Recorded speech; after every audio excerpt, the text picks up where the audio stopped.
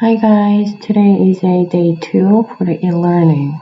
Okay, so the last Monday we're talking about diverse tests and geometric tests. And here is a summary about the diverse test. So we know that the diverse test is a limit then approaching to the infinity a sub n. If it's not equal to 0, we know it is a diverse, right? So what if it is equal to 0? It's not converse, right? It is called inconclusive. So which means we don't know. So we have to move on to the next test. So we know the next test is a geometric test. Geometric test. So convergence and divergence is depending on the R, right? So when R is between -1 and 1, we know it is a converse, right? So if it's a converse, we can find out the summation, which is A over 1 minus R, right? When R is a greater than equals 1 or less than equals -1, we know it is a diverge, right? So today we're going to talk about the p-test, okay? So what if we cannot determine if it's a converse diverge when we're given a geometric test? Then we have to move on to the p-test. So this is a p-test. This is a study guide. So p-test is series of the form, the sigma notation and starting 1 to infinity, 1 over n to the p. So it looks like 1 over 1 to the p plus 1 over 2 to the p and so on. This one is called the p-series. Okay, so where p is a positive constant, for p equals 1, how it looks like? It looks like a 1 plus 1 half plus 1/3 and so on. We know this one is a harmonic. So harmonic is divergent, right? So based on your experience with the p-series and the reliance on the number 1 to fill in the chart below. Okay, so let's fill out the chart below. So this is a p-test. Okay, so the p-series, so it looks like this. So when p equals 1, so how it looks like? Let me just fill out the blank. It looks like a sigma notation. It starts 1 to infinity. So when p equals 1, it looks like 1 over n, right? So which is 1 plus 1/2 plus 1/3, which is a harmonic. So we know the harmonic is a diverge. So when p equals 1, it is a diverge. When p is less than 1, so which is a 1 to infinity. So this one is a kind of example. So if you plug in a 1/2, so 1 over n to the 1/2. So p could be any number, any positive number between 0 to 1. So p could be 1/2, 1/3, or 1/5. So if you plug in the number, so which is 1 over 1, plus 1 over is n squared of 2, plus 1 over square root of 3, and so on. So as you guessed here, do you think this one is a convergent or a divergent? So we know this one is a divergent. Okay? So when p is a greater than 1, so when p is a 2 or 3 or 4, so let's say n squared. So it looks like this one is 1 over 1 plus 1 over 2 to the second power, which is a 4, plus 3 to the second power, which is 1 over 9, so on. So now if you compare the corresponding terms, this one is 1 over square root of 2, this one is 1 over 4, 1 over root of 3, which is 1 over 1.7, compared to 1 over 9. So as you see here, each term decreases faster than the series where p is less than 1, right? So we know this one is a convergent. Okay? So which means a p-test, when p is less than equals 1, diverge. So when p is greater than 1, it is a converge. Okay? So here is a note. So if a p-series converges, we can find its sum. Okay? Because this one is not the geometric. Okay, so here, let's figure out the examples. So determine if the following the converges or diverges. Okay, so let's take a look at A. So A is a 1 over n times root of n. Okay, so it looks like a 1 over n to the p power, but before we determine, I just want to simplify, which is a sigma notation as to 1 over, isn't it n times n to the 1/2? So you can add exponent, which is 1 plus 1/2, which is n to the 3/2. So this is my p. P is a 3/2. So we have to determine if this one is greater than 1 or less than equals 1. We know this one is greater than 1, so it is a converge. Now let's try B. So we know the B over root of n. So it doesn't look like 1 over n to the p power, right? So I want to simplify this. How we can simplify? This one is a n to the first power. This one is an n to the 1/2 power, right? So which means a 1 to infinity. This one is a n to the 1/2 power. So how it looks like? It looks like 1 plus root of 2 plus root of 3. This one is not even the p-test, right? So we know this one is a diverge.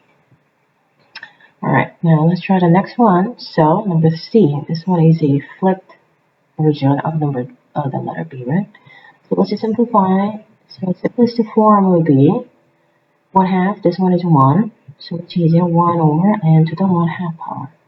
So we can use a p-test, right? So p is a 1/2. So it's less than 1. So answer diverge. Right. Now let's try the letter D. The letter D, we have some constant number on the top, and then we have an n to the p power. So in this case, whatever you have on the top, you can just disregard it, because anyway, this one is just constant. So still, we may apply the p-test. So let's determine the p. So the p is a 1 whatever 1. Anyway, this one is a greater than 0. So as long as the exponent of a denominator n to the p, if it's greater than 1, this one is a converge. Okay, the next one is a ratio test. The ratio test is the most critical test because we may use the ratio test. Okay, most of the time.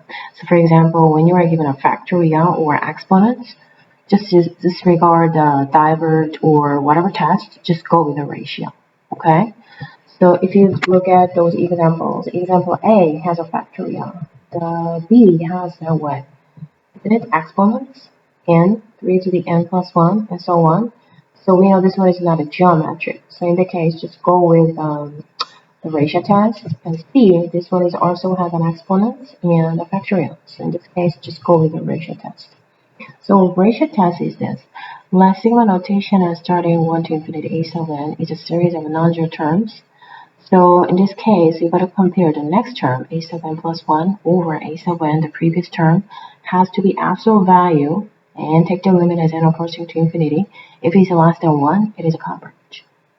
So you got to think about this one is the ratio of two terms, right? The next term over previous term that is less than 1, which means the ratio is less than 1. Think about the geometric common ratio, less than 1. It's a converge, right? So diverge test, again, the diverge if the next term divided by the previous term is greater than 1. Again, think about the geometric test. Geometric, if the common ratio is greater than 1, isn't it the diverge? So common ratio is the same. So the ratio test is inconclusive if the limit ends up with 1. In the case, it is inconclusive, which means we have to go back to the diverge test and the geometric test and the p-test. So in that case, the ratio test doesn't work. So let's try the A. A, as you see here, we have an exponential function with a factorial. Again, the case, you have to go with a ratio test. The ratio test, this is my A sub n. So this is my A sub n. Okay. So how we can find out the A sub n plus 1? So now the ratio test is the limit as n approaching to the infinity, absolute value of a sub n plus 1 over a sub n. So this is the ratio test, right? So now limit as n approaching to the infinity, plug in n plus 1. So 2 to the n plus 1 over, this one is an n plus 1 factorial. Everybody's okay? Now divide by a sub n. But I don't like a fraction over a fraction, so what I'm going to do is I'm going to change it to the multiplication, and I'm going to multiply the reciprocal of a sub n, which is if you flip it, so it's an n factorial over 2 to the n. Everybody's okay? Now what I'm going to do is I am going to combine like terms. So 2 to the n plus 1 over 2 to the n times n factorial over n plus 1 factorial. Now this one is a 2 to the n plus 1 divided by 2 to the n. If you simplify, isn't it 2, right? Because we can cancel out 2 to the n, 2 to the n. So we have a 2 to the first part left over. And this one is a n factorial divided by n plus 1. So let me just explain about it right here. So n factorial, which means 1 times, 2 times, 3 times, isn't it up to n? N plus 1 factorial, which means 1 times, 2 times, 3 times, n times n plus 1. So which means you can cancel out every single term except n plus 1. So we have a 1 over n plus 1 left over. Now n approaching to infinity, which means this one is approaching to the 0. So this one is 0. Right? This one is less than 1. So answer converge. Now let's try B. Okay, again, this is n plus 1. So now limit as n approaching to the infinity. Absolute value of plug in n plus 1. So n plus 1 squared times the 3 to the n plus 1 plus 1, which is the n plus 2, isn't it, over 2 to the n plus 1. Now multiply reciprocal of a sub n, so flip it over. So 2 to the n over n squared times 3 to the n plus 1. Now combine like terms, so limit as n approaching to the infinity. N plus 1 squared over n squared times, we have a 2 to the n over 2 to the n plus 1 times, we have a 3 to the n plus 2 over 3 to the n plus 1. Okay, so now right here, so this one is n squared over n squared. So we can just reduce the leading term, right? So n squared over n squared, which is a 1. So the first one is a 1 times. This one is we can cancel 2 to the n, 2 to the n, so we have 1/2 left over. We have a cancel out 3 to the n, 3 to the n, 3 to the second power, divided by 3 to the first power. So isn't it 9 over 3? So which is a 3. So we know this one is a 3/2. Isn't it greater than 1? Answer, diverge. So the answer is a diverge.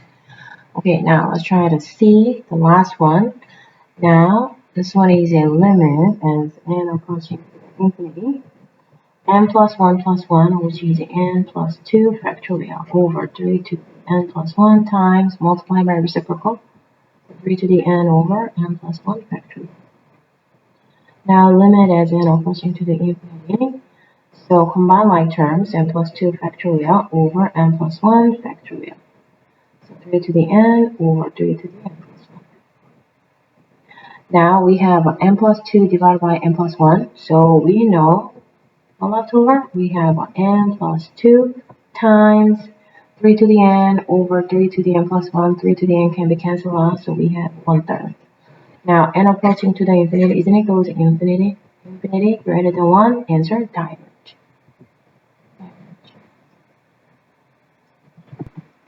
Okay, so this is it again. This is a summary. So diverge test, geometric test, and the next one is a p-test. So how the p-test looks like? The p-test looks like 1 to infinity. It looks like 1 over n plus 2. Right? So when p is less than or equal to 1, we know it is a diverge. When p is greater than 1, we know it is a converge. Now the ratio test is a limit as n approaching to the infinity. A sub n plus 1 over a sub n. So in this case, we have 3 different cases. When, if it ended with L, when L is less than 1, it is a converge. When L is greater than 1, we know it is a diverge. When L is at 1, we know this one is inconclusive, so which means that we don't know. We gotta try the other test. So this is assignments for today. So this one is a book work, page 521. So these are the numbers. So these numbers you can just determine the given series of convergence. We're gonna show your work. 534, 7, 7, and number 8. Okay, bye guys, and have a great day.